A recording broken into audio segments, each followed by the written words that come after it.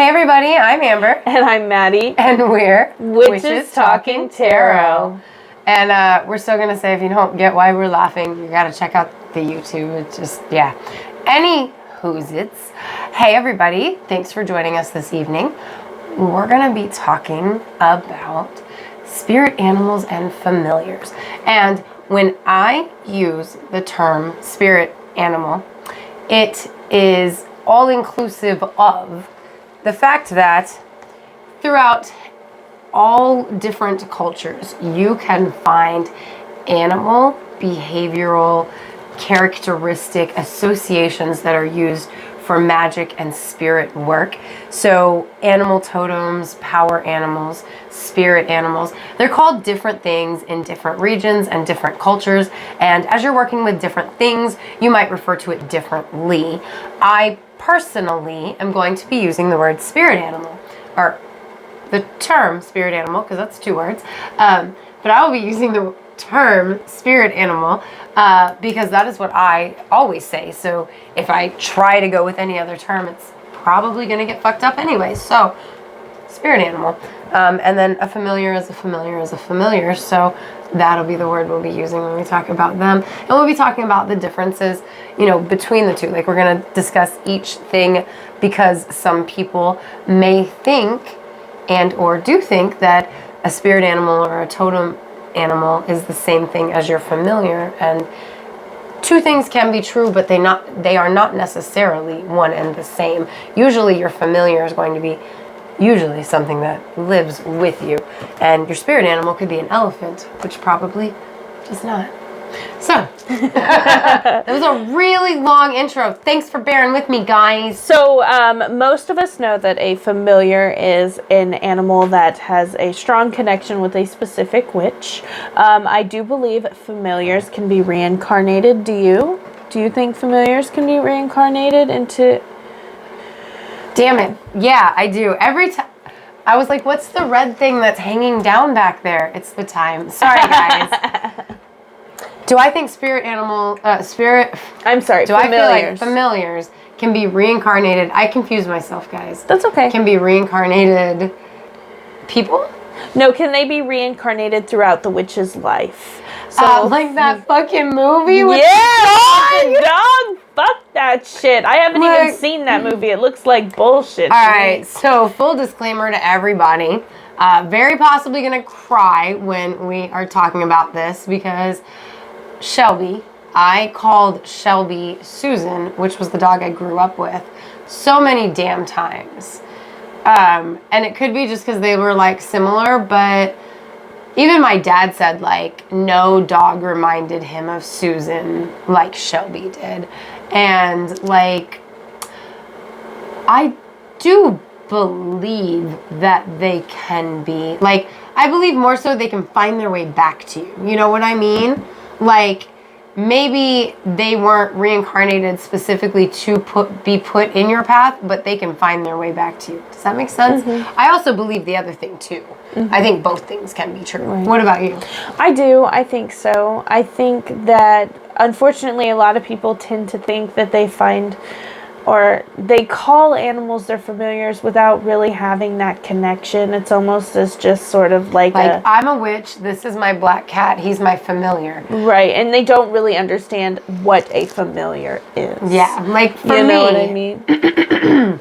So like, it's a close connection, but also like, it's a very personal, like heartfelt connection with the animal. Mm-hmm. Like the animal is in tune with your emotions, and whether you use them with your spell work or not, you have the ability to use them with your spell work. Does that make sense? Right. Or if you're astral projecting. Yes, they can be your guardian or join you if they are so choose. Oh, Game of Thrones reference. I mean, not really, but really, when Bran was the three-eyed raven, his wolf kept an eye on him. What happened to his wolf? Oh, it got eaten.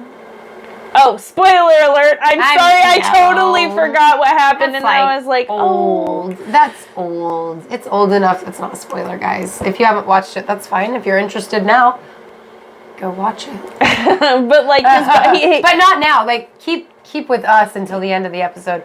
Then go watch Game of Thrones. His wolf did guard. Excuse me, guys. It is late. It's late for us.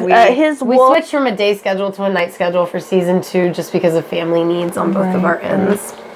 Yeah. But his wolf did guard his body while he was astral projected. Well, and I know I've seen something, like, I can't remember what it is now, but a cat, same thing, cat, maybe it was Sabrina. Absolutely Sabrina and Salem, but I think something else where the cat was like, oh, bitch, I will fucking fuck you up. And then also there's the cat in Cat's Eye, which is why we couldn't use Drew Barrymore when we guested on Quantum Recast, because I absolutely refused to lose Drew Barrymore because the cat kills a gnome to save her. Well, when I think of cats, because it's trying to like suck her breath out of her body, and the cat like jumps and like knocks it off her chest. Because it's like she's like having trouble breathing because the gnome's taking her breath. Jeez. Yeah, see, this is why that movie can't be changed. Like, yeah, it's a good movie. But like, that cat sought her out to protect her from that gnome. But and to me, like, that's exactly what a familiar would do. For me, I think a familiar cat would astral project with you. Like, and be your guardian in the other world. Because to me, cats versus dogs, they have different spiritual, you know what I mean, properties. Cats are so liminal. They walk. Well, but I mean, Cerberus guards the underworld. That is dogs, true. And, I mean, Hecate. That is absolutely because I see dogs true. as, I think that's why I said the dog could join you if it so chose, because the dog might choose to stay with you and guard you, or it might be like Cerberus on the inside, and part of it can be here, and part of it can be there. Maybe that's the message of Cerberus in the. Oh my God! What if that is the message of Cerberus in the underworld? Cerberus, he's a 3-headed dog. He is the underworld, the regular world, and the heavens. Huh, I like that. I do. And so, like, what if that's just a representation of all dogs? All dogs are liminal like that. I love that. They all, which would be why they're so attuned with the moon, like wolves howling at the moon and shit. I love that. Sorry, guys. I just totally got love chills. that. Like, well, and I'm also like... I do see a cat joining you, but at the same time, like, I know there's a Sabrina episode where Salem is protecting her body while she's astral projecting. Because, like, man, Netflix Sabrina, like, fucked Salem up. Right, he wasn't even robotic. He can't talk. Like, all the technology we got today, and Salem couldn't talk. What about... Fuck you guys. What about... So familiars are, would you say, physical? Absolutely. Familiars are physical. They're in this realm. Spirit animals are spirit animals. Right. Well, and spirit animals can be in this realm. So, because spirit animals, like, a spirit animal can come to you in messages in this realm with physical like a fox walking by you. Oh my God, I think a fox is mine. Well, like, okay, so when Ben passed away, I was going through a lot of shit emotionally, right? I was going through a time of transformation in my life.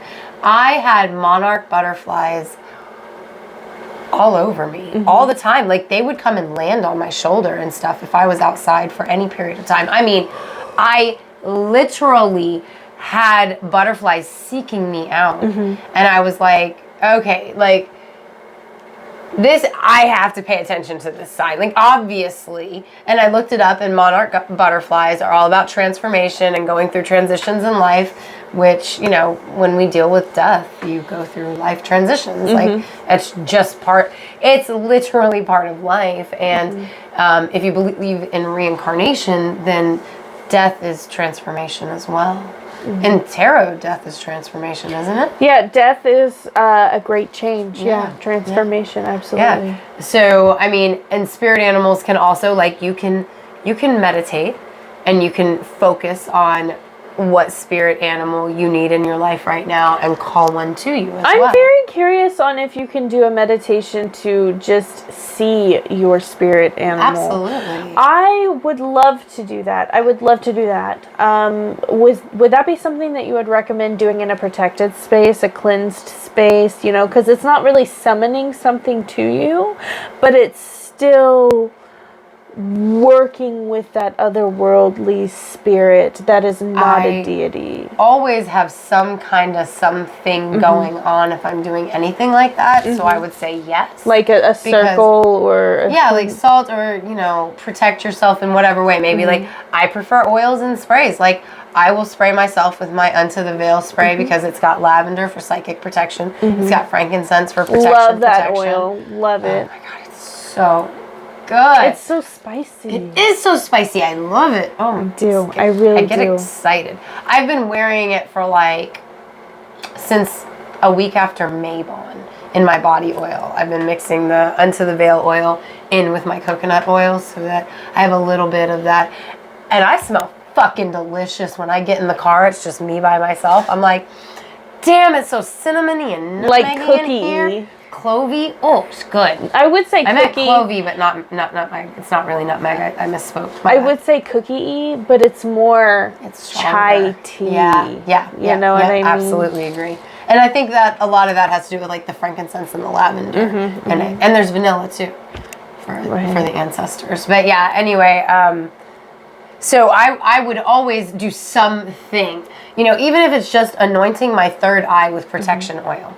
I actually quite often will anoint my third eye with protection oil or my Unto the Veil oil. And for me, it is like, okay, wow. If you've seen Tales from the Crypt Demon Night, you're going to understand what I'm saying.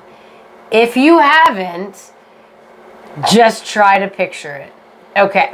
So for me, when I anoint my third eye with oil, what happens, okay, in my head, what happens is I anoint with the oil, okay, and the oil, it takes its energy and it just glides over my entire being with a protective thing. Like in Tales from the Crypt Demon Night, they use the blood of Jesus or the remnants of the blood of Jesus and all these other guys that have been protecting the blood of Jesus that have had to mix theirs in. So it's like this mixture of like super holy, sacred blood that protects you from the demons that are trying to take over the world.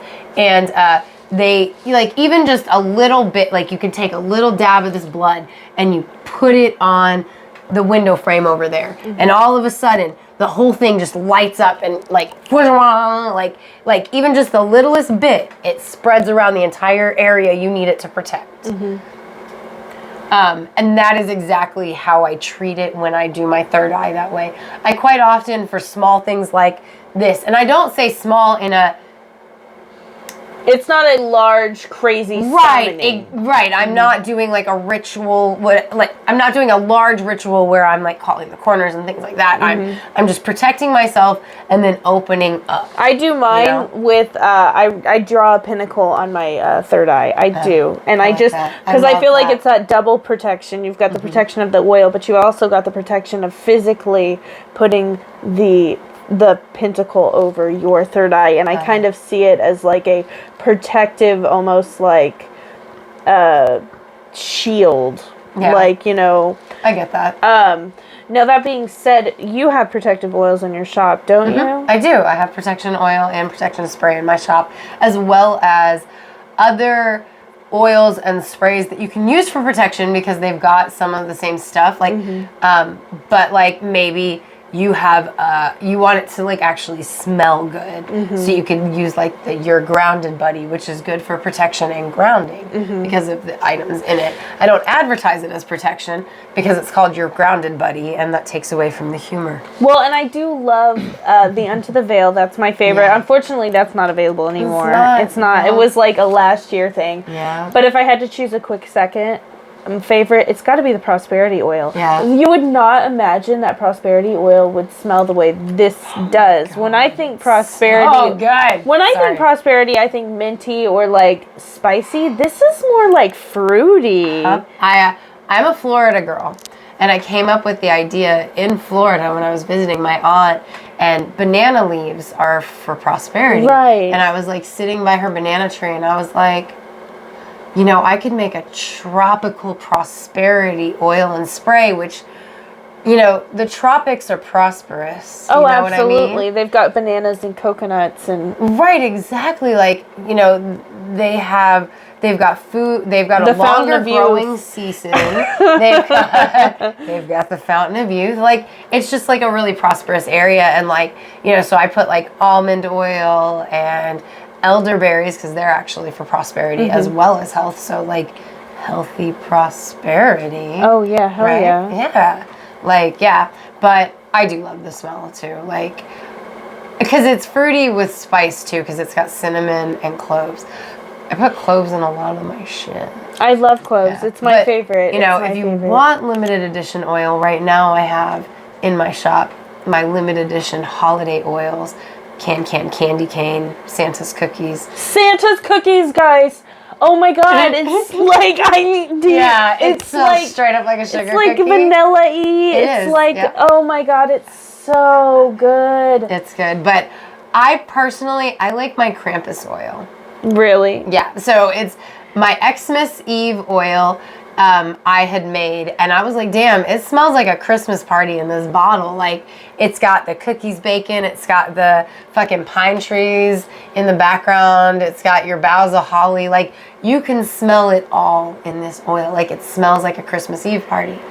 And I had my husband smell it, and he's like, you know, I really think you need more pine and more clove and more cinnamon.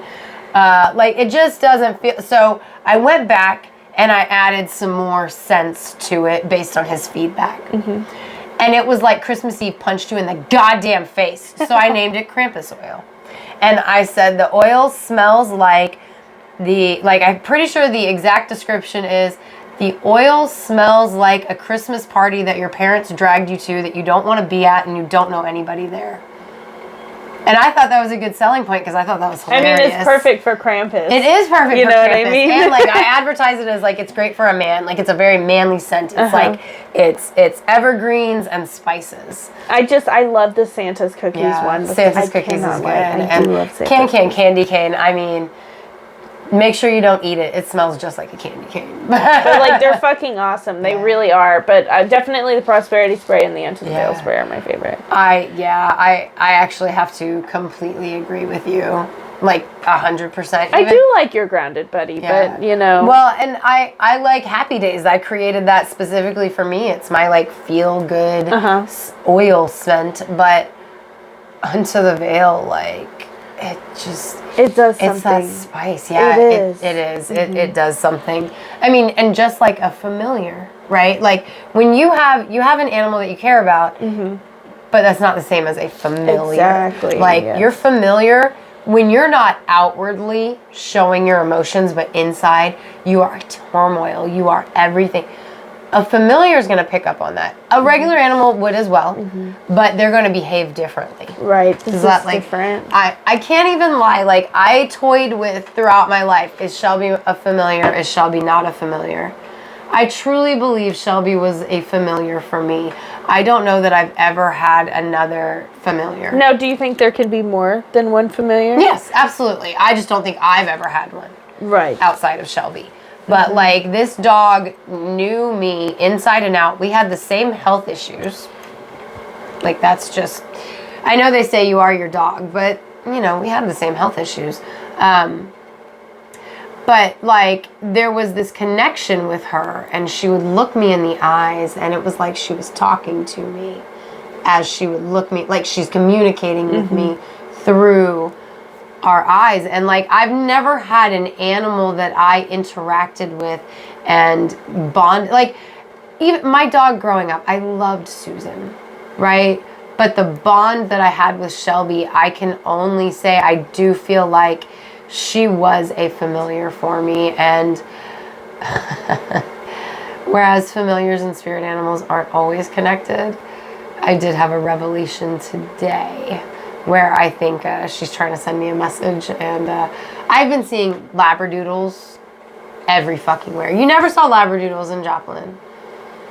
Within the last 2 months, the Humane Society has adopted out like a half dozen at least. Oh, wow. Yesterday, a labradoodle tried to run away from its owner to come see me while I was pumping gas. Oh. I started crying a little bit.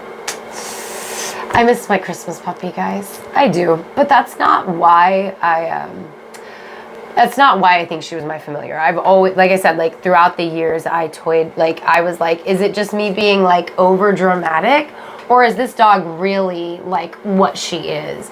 And I really feel, especially since she's passed, like she's come to visit me several times. I could smell her when she came to visit me. I could feel her presence. I used to go pet her at her grave. I left her biscuits on Hecate's night because she's my doggy. But I also feel like she's trying to like send me a message recently, and that's why, because like I'm not ready for another dog. Like, so the universe is not putting labradoodles in my face to make me get another labradoodle. Right. But did you know that labradoodles were created to be the perfect service animal? No, I had no idea. Idea. Labradors and poodles were bred together because the belief was that their qualities as dogs would make the perfect trainable service animal. And they really did succeed with labradoodles. They did. Like, they're super smart. They're hypoallergenic most of the time because the poodle is hypoallergenic. But they were created specifically to be service animals. I did not know that. That's interesting. Yeah. We obviously did not use Shelby as a service animal. She was never a service animal. She did crawl across about 36 other puppies that she was related to get to me. Oh. She chose me like the wand chooses the wizard, Mr. Potter. In my life, the pet chooses you. That's why Erebus lives here, because that motherfucker came up and was like, hey, you're my human. And I was like, oh shit, I'm your human now? Fuck, I gotta bring you home. That makes me so sad. It reminds me of my dog, which just so happens to still be at my mother's house. When I went to get her, we opened up the crate and I didn't see her. I just saw a shadow of her. And because she was the only black one and it was dark. And she tried to feed on her mom, and her mom literally walked away and was like, no. So she sat down and she cried. And I picked her up and was like, I'll be your mother now. I did. It was so sweet. It was so. Oh my God. I love her. I do. Well, and you know, my dad, like, one of my dogs growing up chose my dad. Like, I was getting a dog for Easter, and yeah, it was a German Shepherd. That was for my father. I don't like German Shepherds. No offense to them, but their warts bother me. Anywho, but I was getting a black German Shepherd, and I named her Onyx, and she lived to the ripe old age of, I don't remember, but she outlived her sister by several years. But her sister was not supposed to come home with us, and she fucking plopped herself down between my dad's feet every time he stood still. And when he walked, she just right between his legs, she was this little roly-poly thing, and she just do. And my dad was like, well, I guess she chose us, so I guess we're getting both dogs. And then until Hunter died, you couldn't separate Onyx and Hunter. If you took them to the vet separately, they both just cried the whole time. That is so sad. It is sad. I love those girls. Corey and I learned about shaving dogs with those dogs. They had to wear t-shirts for a while because we gave them a haircut. We weren't even trying to be mean. We were like, they are so hot. We shaved them. Were they ugly after you shaved them? Oh yeah. I mean, like, you could see skin. Like, we didn't know you shouldn't do that with dogs, so that's why they got all my old t-shirts, because they were getting sunburned. Oh my God! We didn't know. We were stupid. We did not know. Sad. Like, they were cool about it. Their fur grew back, but like for a couple months they were ugly as sin. Ugly as sin. Poor girls. Like, look, I'm sorry. We didn't know. We weren't like shave poochie poochie. I promise you, it wasn't like that. I'm sure some shave poochie poochie jokes were made because Biodome existed at that point, but we just didn't know. Like, never shave a dog's fur like you might a human, okay?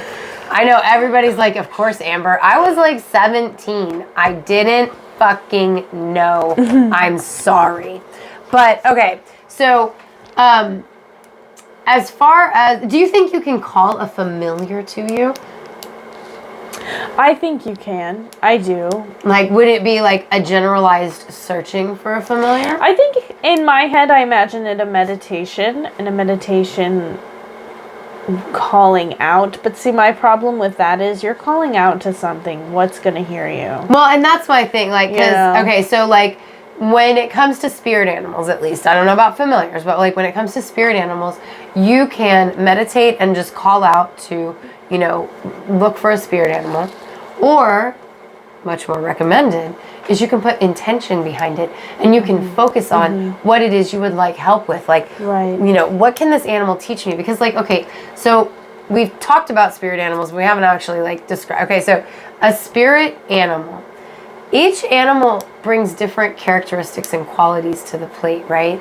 So, you know, a snake gives you, it gives you properties of transformation because they shed their skin and they become new every time they grow.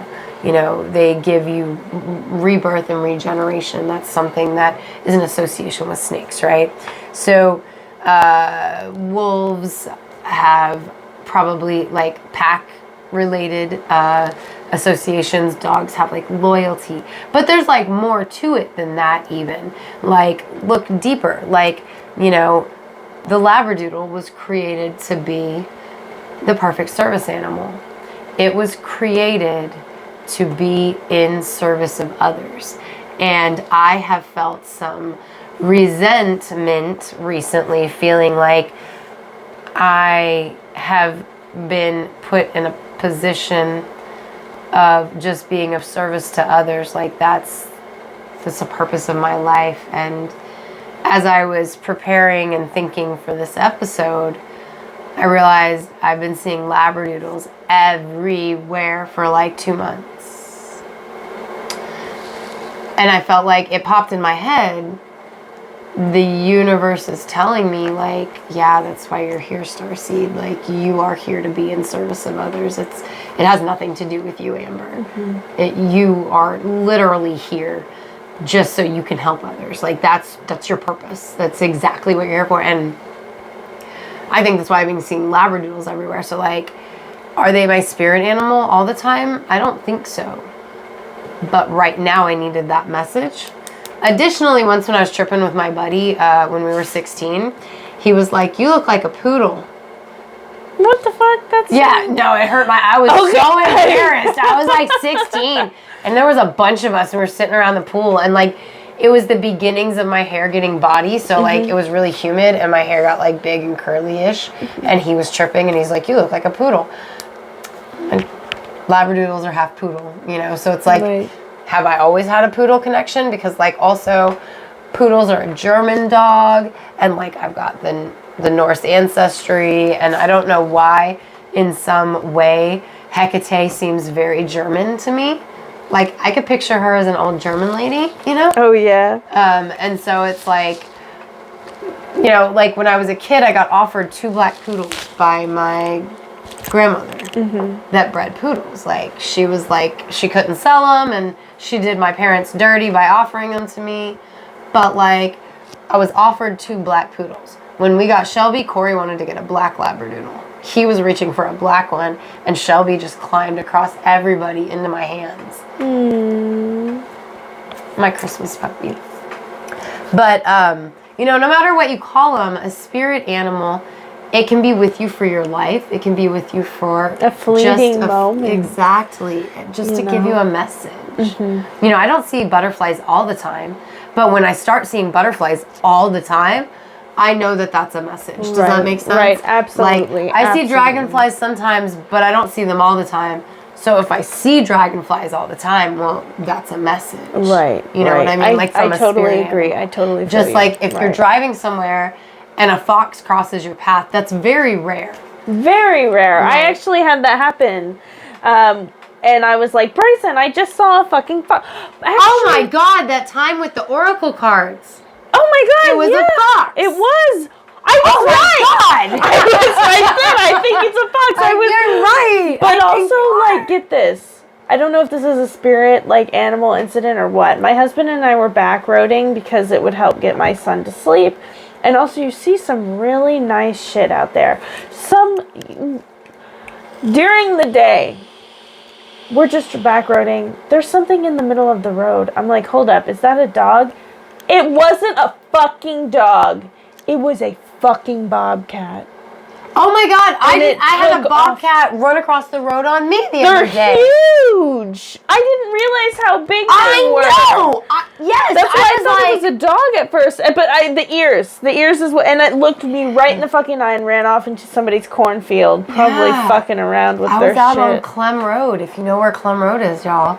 Yeah, fucking bobcat, and I was like, what the fuck? Did I just see a cryptid? No, right? It was a real no. Oh, my bad. But like you never see them. I don't think I'll ever see one so close, and I looked it in the eye. I mean, Corey spends a lot of time in the woods, and he's only seen them like a couple of times. It was crazy. Oh my God. Oh my God, I wonder if he'll let me upload it. Maybe we'll give it to behind the scenes. One of the last times Corey went camping, he was walking through the woods and he came upon this little bat that must have had like kind of like, it didn't have a hurt wing, but it was having trouble like getting up, I guess. Right. So it's like all in the ground, and he has this like 2-minute long video of this little bat like boop, boop, boop, boop, through the dry leaves and then crawling up the tree that's nearby and taking off. Oh my God, that's crazy. I know, isn't that cool? I totally forgot about that until right now. Again, spirit animals, guys, they come to you, right? Because I just think it's funny that I had the bobcat thing happen the other day, and I didn't even think to tell you, but I wasn't even thinking about that for this episode, and then you bring it up, and I'm just like, bobcats. I wonder what they mean. I wonder what they mean. You should look it up, guys. So we weren't looking them up and like just telling you all the properties of different animals. Like, you can look into it. We just want to let you know how to find them, how to know the difference between a spirit animal and a familiar, and understand that like throughout all the cultures of the world, there's animal personality, spirit, magical associations. And so whatever you choose to call it's really going to depend on whatever culture that you are following or a part of. But like essentially they are not the exact same thing because each culture has its own differences, right? But like most of the zodiacs are animal based apparently. There's a Celtic zodiac, there's a Chinese zodiac, like the Greek zodiac is not completely animals, except at the same time, people are animals. So I didn't mean to interrupt you. I just kind of wanted to no, it's okay. Bring it full circle.